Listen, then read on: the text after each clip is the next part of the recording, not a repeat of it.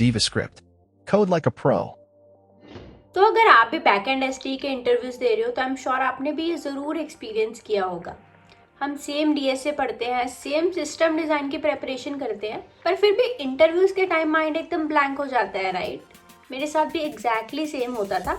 और फिर एक पॉइंट के बाद इंटरव्यूज जेन्युइनली इजी लगने लग गए। इसलिए नहीं कि मैंने ज़्यादा पढ़ाई करी या मैंने कुछ अलग रिसोर्सेज से पढ़ना स्टार्ट कर दिया, बल्कि इसलिए क्योंकि मैंने एक मिस्टेक को रियलाइज करा और फिर आगे के इंटरव्यूज में उसको करना अवॉइड कर दिया। तो hello guys, welcome to DivaScript। तो आज की इस वीडियो में मैं आपको एक ऐसी मिस्टेक बताऊंगी जो आई एम श्योर कभी ना कभी हम सब अपने इंटरव्यूज में करते हैं, और जब उसको मैंने अवॉइड करना स्टार्ट कर दिया तो मेरे इंटरव्यूज पहले से बहुत ज्यादा आसान हो गए। तो बैक एंड इंटरव्यूज हम सबको स्केरी लगते हैं क्योंकि ओपन एंडेड क्वेश्चंस होते हैं, सिस्टम डिजाइन अनक्लियर होता है और इंटरव्यूअर कंटिन्यूसली पुश करता रहता है और हम सब प्रेशर ले लेते हैं, राइट? कि मुझे तो सीनियर लेवल आंसर्स देने हैं, या मुझे तो इम्प्रेस करना है, या मुझे पहली बार में ही एकदम परफेक्ट सोल्यूशन बताना है। और एक्चुअल प्रॉब्लम यहीं से स्टार्ट होती है। मेरी बिगेस्ट मिस्टेक भी यही थी। मैं इंटरव्यू को एक एग्जाम समझ के जाती थी, बट इंटरव्यू तो एक कॉन्वर्सेशन होती है। मोस्टली सब लोग क्या करते हैं, आंसर्स को रट्टा मार के चले जाते हैं या डायरेक्टली ही फाइनल सोल्यूशन बोल देते हैं। और अगर किसी क्वेश्चन को लेके कुछ डाउट है, रिक्वायरमेंट हमें अच्छे से क्लियर नहीं हुई,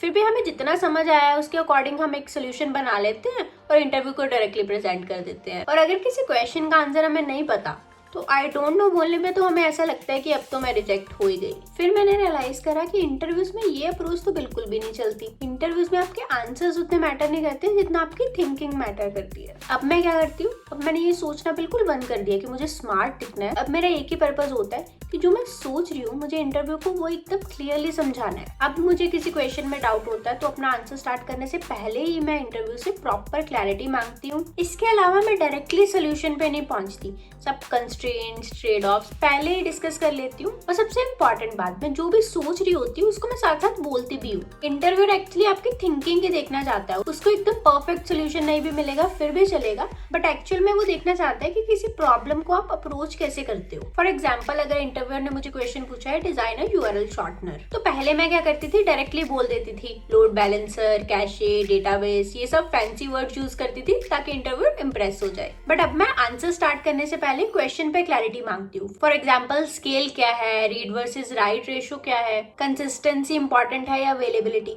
उसके बाद जब मुझे क्वेश्चन पे प्रॉपर क्लैरिटी मिल जाती है उसके बाद मैं आंसर सोचना स्टार्ट करती हूँ। और आंसर सोचते हुए भी मैं जो भी सोच रही होती हूँ वो साथ में बोलती हूँ, क्योंकि इंटरव्यूअर को एक परफेक्ट आर्किटेक्चर से ज्यादा कैंडिडेट में डिसीजन मेकिंग क्लैरिटी चाहिए होती है। आप अपना सोल्यूशन ऐसे एक्सप्लेन कीजिए जैसे कि आप अपने टीममेट को व्हाइट बोर्ड पे समझा रहे हो। आपकी स्किल्स इंपॉर्टेंट है, प्रेपरेशन इंपॉर्टेंट है, बट इंटरव्यू इजी तब होता है जब आप इंप्रेस करना छोड़ देते हो और अपनी थिंकिंग क्लियरली बताना स्टार्ट कर देते हो। अगर आपको ये वीडियो हेल्पफुल लगी हो तो कमेंट करके जरूर बताएं, और अगर आप बैक एंड इंटरव्यू प्रिपरेशन कर रहे हो तो you are closer than you think.